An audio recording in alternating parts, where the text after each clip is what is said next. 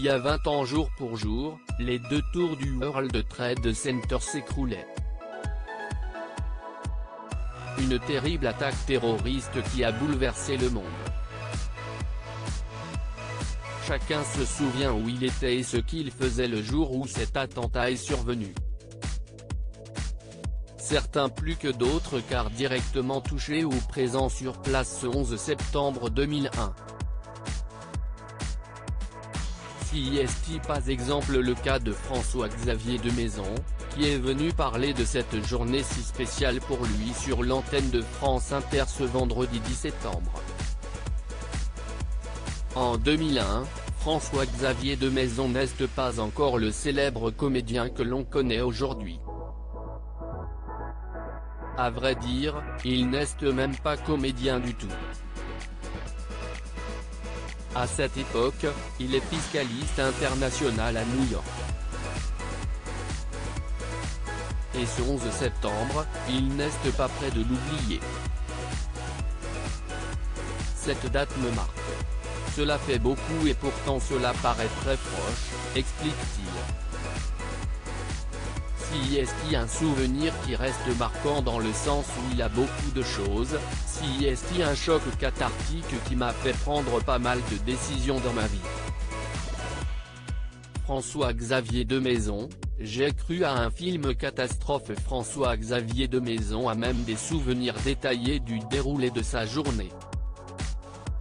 Quand j'y pense, ça reste assez précis, raconte le comédien, qui était dans le métro au sud de Manhattan au moment où les attaques ont eu lieu.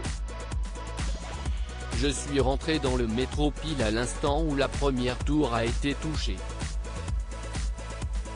Quand je suis sorti du métro, je sortais d'une galerie marchande, et j'ai vu les images sur une télévision. J'ai cru à un film catastrophe. Je monte dans mon bureau, et on me dit qu'il y a eu un attentat, précise-t-il.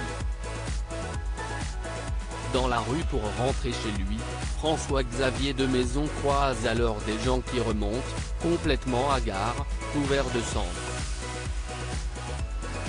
Une vision qu'il décrit comme apocalyptique.